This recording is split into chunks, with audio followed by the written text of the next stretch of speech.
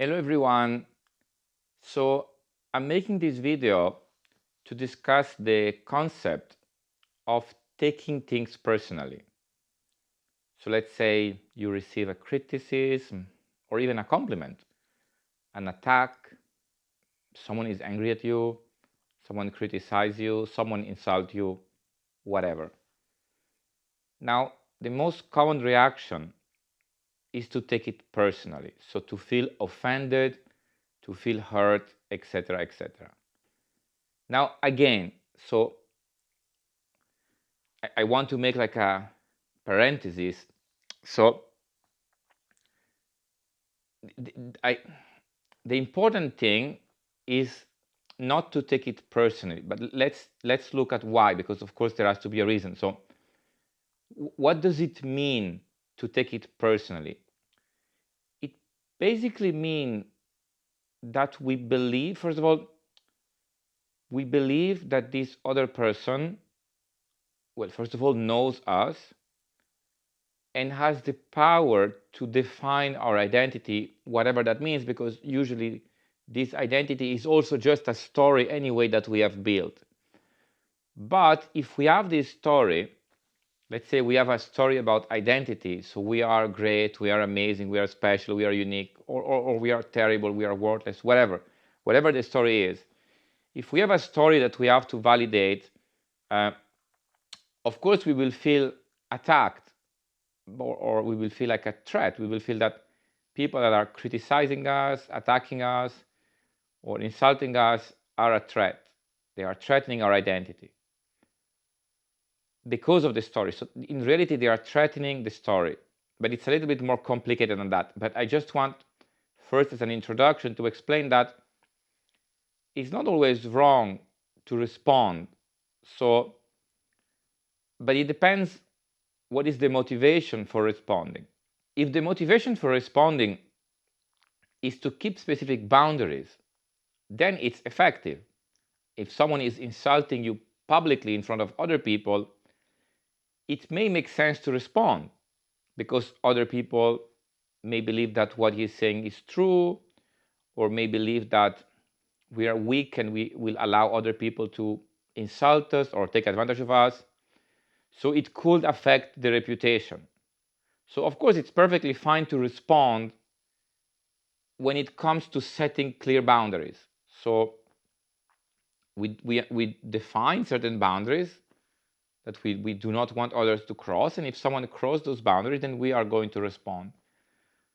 But we respond just to defend, to protect the boundary. So it doesn't really matter who is doing the attack and what exactly they are saying. We respond to protect the boundary because not doing so would have certain repercussions.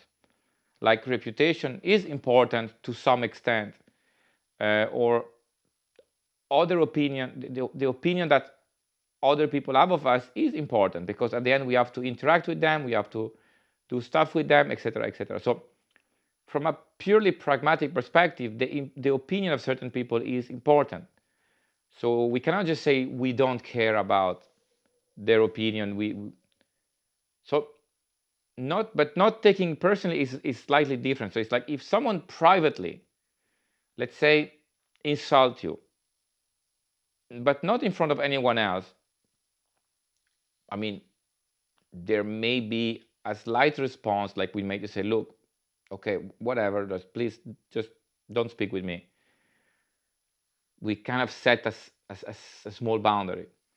Uh, Now it depends, of course, what it is, because maybe we don't care about that person. Let's say we're just walking on the street and someone insults us. Now, this has no repercussion. We don't know the person, and there are no witness of people that we know, so we don't really care. It doesn't matter. We can as well ignore that person because no boundary is really being crossed. It's a stranger insulting us, and there is nobody else, so we don't care.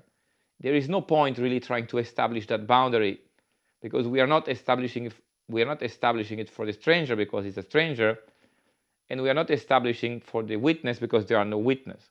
So in that case, there is no point establishing a boundary. But a lot of people could take it personally. So they could feel actually hurt. They could feel something bad is happening.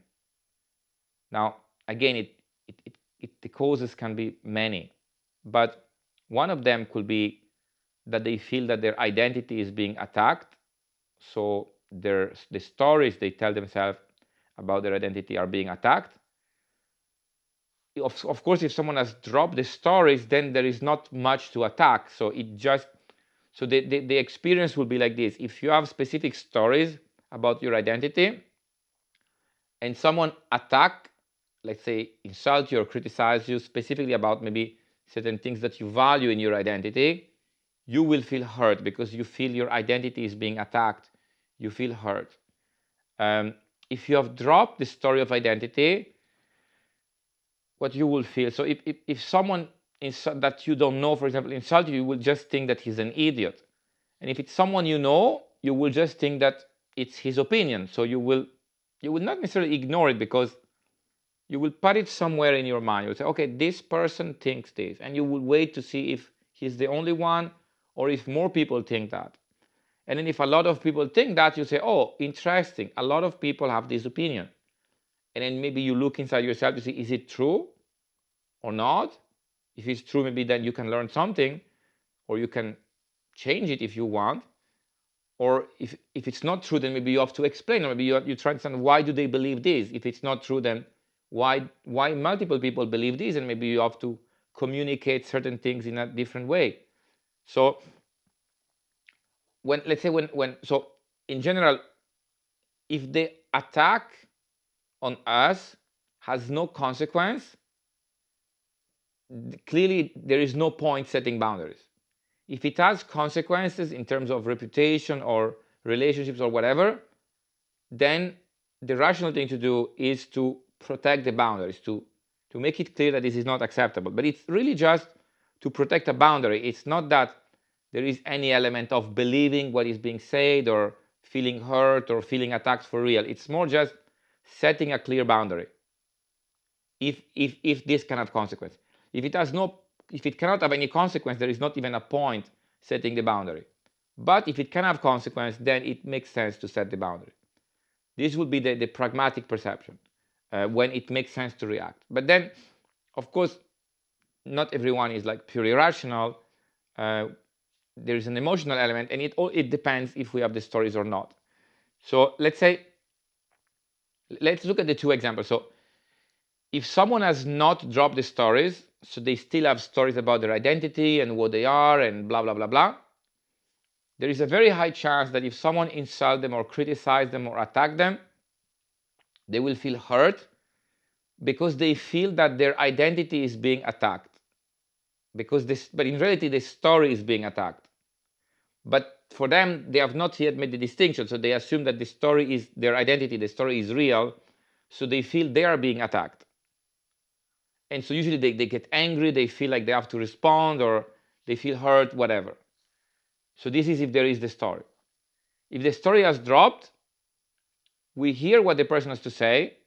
And of course, in that case, the person could respond or not. But sorry, in the case where the person still has the story, the person could very well respond or not. But usually it's not based on trying to determine if it makes sense to protect the boundary or not. But it will more be based on how they feel. So if they feel really bad, they will respond. If they don't feel that bad, they could ignore. So it would not be rational. So if they have the story about identity and someone attacked them, they will decide if to respond or not based on how they feel. If they feel really hurt, they will respond. If not, they will not respond. That's if someone has the story. So if someone has the story, again, they get attacked, they get insulted, they feel bad, they feel hurt because they believe they are the story, they confuse the story with their identity, they feel personally attacked, and according to how bad they feel, they will decide if to respond or not. That's if someone has the story.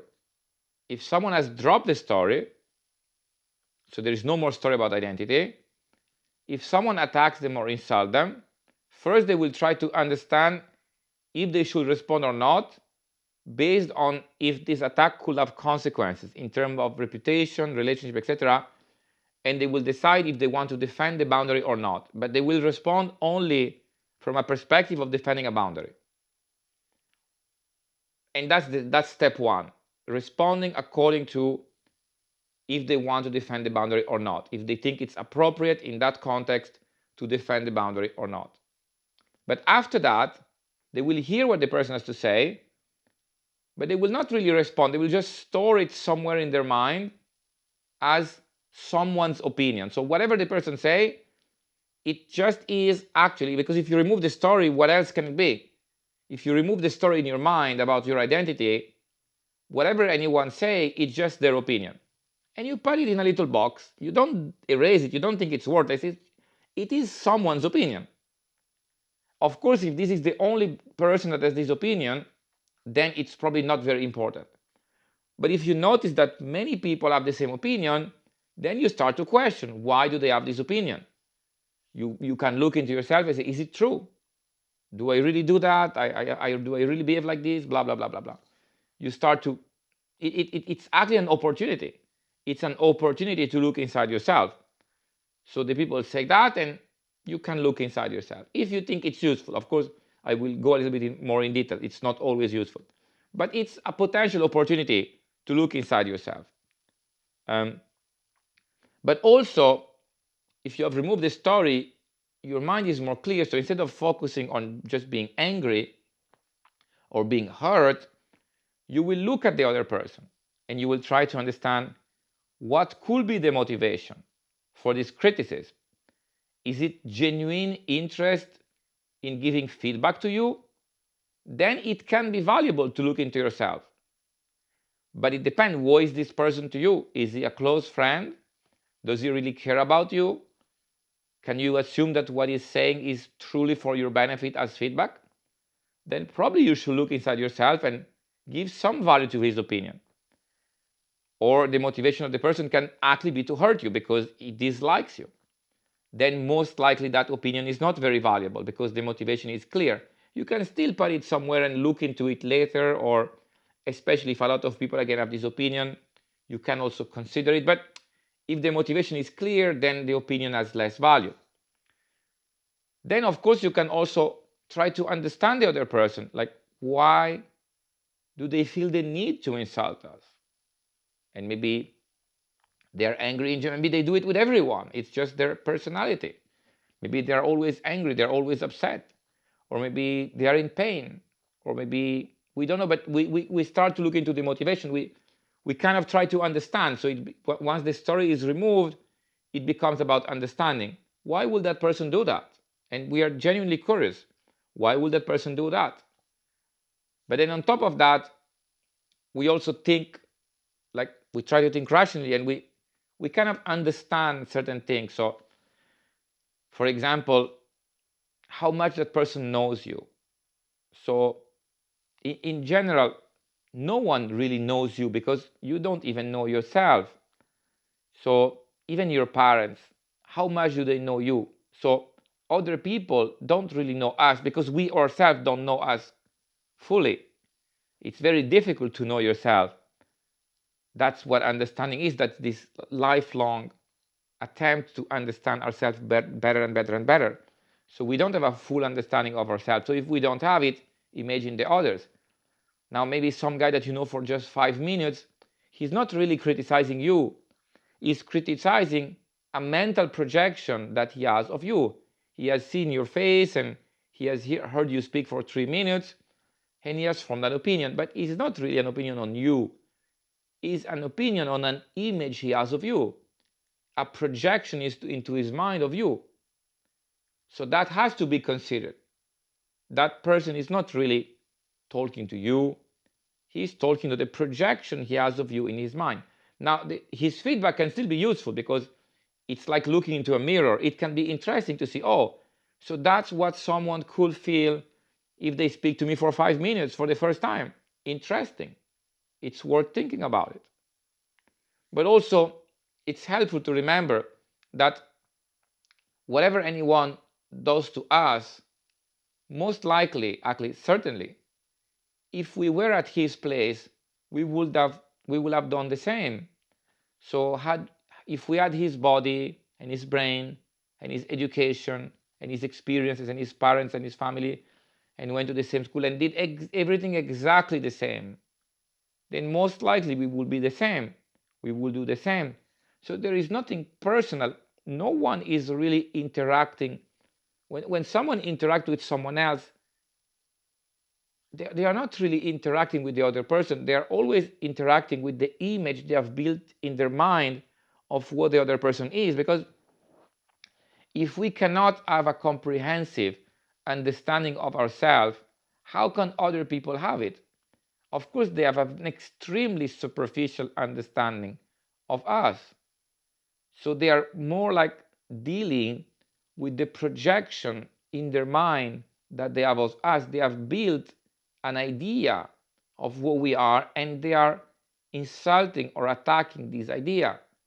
So if we look at all those things together, clearly, I mean, it is obviously does not make sense to take things personally. It is just because taking things personally is the result of a lot of assumption. It assumes that the person attacking us has our best interest at heart, that he's right about what he's saying, that he knows us, that if we were at his place we would have done differently, but also that there is such a thing as an identity to defend, to fight for, that we have to defend and validate a certain story about our identity. All those things are assumptions and beliefs that don't really make sense. So if we want, I will try to summarize again because I think this can be very useful for a lot of people. So try to imagine if there were no stories in your mind about your identity. So you are just, you don't even know what you are.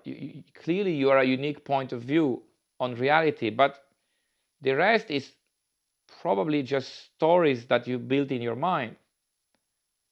That you should be like this, you have to be like this, it's important to be like this, you're great, you're special, you're unique, or you're worthless, you're terrible, whatever the story is. And you usually you do things to validate this story. Now if someone attacks this story, because you confuse this story with you, you feel hurt. And you feel hurt, so you react. But in reality, it's an opportunity. The criticism or the attack is an opportunity to look inside yourself and to wonder why exactly are you feeling hurt? Which assumption or belief are being attacked here? Because it's probably something related to some opinion you have of yourself. So you feel that this opinion or insult the other person is giving to you is conflicting with the opinion you give yourself to yourself. And so because it's conflicting, you're not happy. Like, well, you have your opinion, I'm a great guy, and you do a lot of things to validate that you're a great guy every day, and this person say, I'm terrible. So you feel hurt because the story gets attacked. But if you think about it, what gets attacked is the story. It's not you, because what is you anyway is the story. So your story gets attacked. And so when you feel that your story gets attacked, you feel you have to respond, because you have to defend the story. You have to fight for the story. So you will respond, no, you are wrong. You don't know what you're talking about. I'm a great guy. Because the story is weak. The story is there because we keep defending it. If we did not put all this effort in defending the story of who we are, the story wouldn't be so strong. The story is strong because we fight for the story. But if instead we try to understand, wait, this person is attacking the story, but do I really need this story? Is that story really useful to me? Is that story really producing anything good for me? Why do I hold on this story?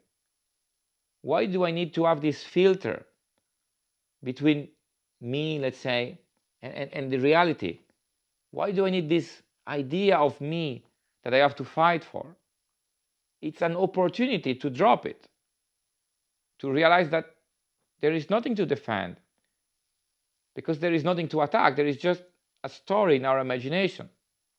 Now, of course, again, because to some extent everyone has those stories, or most people have those stories, sometimes it makes sense to respond. But to respond, just to set the boundary, to say, look, please don't do this again, or there will be consequences. And then, of course, we have to see what could be some effective consequences.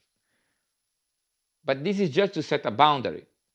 So it's perfectly, even without stories, if someone doesn't have stories about their identity, it makes sense to set clear boundaries, to say you cannot do that. Of course, it depends on the context. If it's like privately and you don't even know the person, maybe you don't care. You don't need to set the boundary. But if it's like in a group and you know most of the people and that person also knows you, then you want to set a boundary, because your reputation does matter in society, and you still live in society. You're not a monk. And even within those temples, probably there are reputation elements within those monks. So it's important to set boundaries, because you still exist in society. Even if you're a monk, you exist in a society of monks. So then you need to set the boundary in that case. But this is not anymore a response as in you respond because you feel that your story is being attacked and you have to respond to defend your story. It's a response to set a boundary because it's effective. It's effective to set a boundary, to ensure there is some respect, etc. Plus, often you can also think, what is the motivation of this person? Like, why is he insulting you? Why is he attacking you, especially in front of a group of people? He probably has his own motivation. He has his own agenda. And of course, it can be very useful to think about that. If you're focused about the story, you are focusing on the wrong thing, because you're focusing on defending your story. And your story is a story anyway, which is not helpful to you, which it's much better to drop. Whereas it will be much more effective to focus on what's the agenda of the person insulting you. Or maybe there is no agenda, let's say the motivation. The motivation could be that he's hurt, or it could be envy, or it could be that he believed that he deserves something that you got and whatever. Well, that's a kind of envy also. It could be, or maybe he's just hurt, or on that day he's angry, or this wife asked for divorce and is really angry in general. I mean, could be a million things. So now, instead of looking into yourself when someone is attacking you, you can try to look into them and say, why are they doing this? And maybe you don't know the reason, but there must be a reason. And again, most of the time, well, actually all the time, it's not really about you. No one really cares about you, because they don't know who you are and you don't know yourself. They only have a very superficial understanding of you. They only have the projection in their mind of who you are, which is extremely limited and superficial. So they are kind of attacking and criticizing this projection in their mind. And on top of that, you realize also that if you were at their place, with their body, with their experience, with their life, you would probably think and do the same. So why will you judge the person? So yes, someone is insulting you, which is a form of judgment, let's say. But that doesn't mean it makes sense for you to judge them back. I mean, they are clearly being stupid. Stupid. They probably have themselves some issues. Maybe they tell themselves some stories and they react to those stories. Maybe they need to attack you to validate one of their stories. Or they are just hurt, or they have some agenda, or there is some other problem. But there is clearly a reason. So it's not that because they judge you that you should judge them. If they judge you, then you can try to understand why exactly they are insulting you. But I'm not saying that you have to be nice with them. Absolutely not. Why do you have to do anything? Why would you have to build that story? This is not the idea of Jesus that someone slaps him and he gives the other cheek. Why would you do that? I mean, if someone slaps you, probably you should slap them back. But not because you're angry at them. I mean, you understand that maybe they slap you because they have an agenda, or there is some motivation, or they're angry. It doesn't matter the reason. But you clearly want to set a boundary that it's not acceptable for random people to slap you. So the best thing is to slap the person back. But not because you're angry or because you're responding, because you're not trying to defend a story. You're just setting a clear boundary. So you will slap the person back, but still you can think, why did he do that? It's interesting. And maybe you can figure it out, maybe you cannot, but clearly there is a reason. It's possible that you cannot know what the reason is, but it's not a big problem. But for sure there is a reason. There is probably a good reason why he did that. The reason can be to defend one of his stories, or he's hurt, or he has an agenda, or whatever. So, but there is a reason, and it's important to understand that there is a reason. The reason is not you. The reason is in him. There is a reason for him to do this. Maybe he's angry in general, or maybe he's angry at you for some reason. But that has nothing to do with you, and is more actually angry at the projection he has in his mind of you than with you. What does that even mean? He's angry at you. He's angry at the image he has built in his mind of you. And usually because of some specific motivation in him.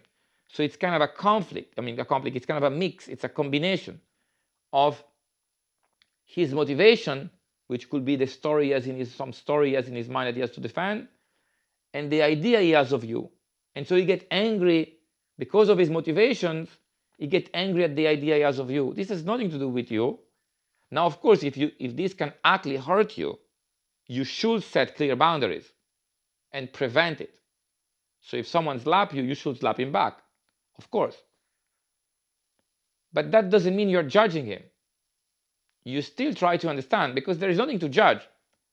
Because once you judge, you stop trying to understand. And it's not that you really have to understand. Maybe you don't have time or you don't care, then you just move on. You set the boundary and you say, yeah, there must be some reason. I have no idea what it is and I don't care. I will just slap him back to set a boundary, and you move on. Or maybe you're curious or you find it interesting and you will start to think, how come he did that? Isn't it interesting that he felt the need to insult me? What could be the motivation? What could be the agenda? What could be the story he's telling himself in his mind that pushed him to do that? Or maybe you don't care and you don't want to do it. Or maybe you are more interested in looking inside yourself how you're responding, because that could be an opportunity to notice that maybe there is some story in your mind about identity and you want to get rid of it. So actually that person is doing you a big favor, because if you respond, it probably means there is a story. If you feel hurt or you feel angry, it means there must be a story somewhere in your mind. And that person is triggering some defense mechanism that you have of that story. Is triggering the fact that you feel that you have to defend this story. But it's a great opportunity. So if you have stories, to some extent, anyone criticizing you, attacking you, insulting you, is doing you a big favor. Because the important thing is to get rid of the stories. It's not the opinion of those people. The opinion also can be important. It should not be discounted. So again, it depends what is the motivation. If the person has good intention and knows you for a long time and has no agenda and is giving you his opinion, and maybe multiple people give the same opinion, you should probably seriously think about it. But also, it's an opportunity to drop a story. So if you feel hurt, if you feel offended, probably there is some story. Someone is triggering some story here. And now you know, oh, there is a story there. And you can get rid of the story. And once you get rid of the story, it's just completely different. It's like those things are just seen as opinion, potentially interesting opinions or non-interesting opinions. Depends on the agenda and the motivation. So if the motivation is good, then the opinion can be interesting. If the motivation is kind of a negative, like someone has an agenda against you or hates you in general, maybe because of conflict of interest, or they have just different ideas, or they just dislike you for some reason, or they dislike the mental projection they have of you, then maybe the opinion is not very interesting. So then you will just assess if you want to set a boundary or not. But sometimes the opinion is interesting, because maybe it's an opportunity to look inside yourself. So if you still have the stories, it's an opportunity to get rid of the stories. But even if you don't have the stories, the opinion is an opportunity to look inside yourself and say, is it maybe like this? Why do I project this? Why people feel like this? What could be the reason why multiple people have this opinion against me or against the projection they have of me? Maybe I'm doing something, maybe I'm projecting something that produced this result, and it will be interesting to know. So yes, when someone attacks you or criticizes you or judge you, whatever, it doesn't mean that you have to judge them back, but not because of some fairness thing or again give the other cheek, so or forgiving or whatever. Not because of that, because it's a lot more interesting to try to understand. If they are judging you, clearly they are not understanding, but you probably want to understand what is going on. You want to react in an effective way. So assess if it makes sense to set a boundary, assess if there effectively is a story that you can drop, and then assess if maybe this opinion could be interesting for you to learn something about yourself. But taking it personally is really pointless. I mean, what does it mean? It means that you're assuming that you are those stories and that person knows you very, very well and is in a position to judge you. And so you say, oh my God, this is really serious. And you really feel hurt. It clearly doesn't make any sense.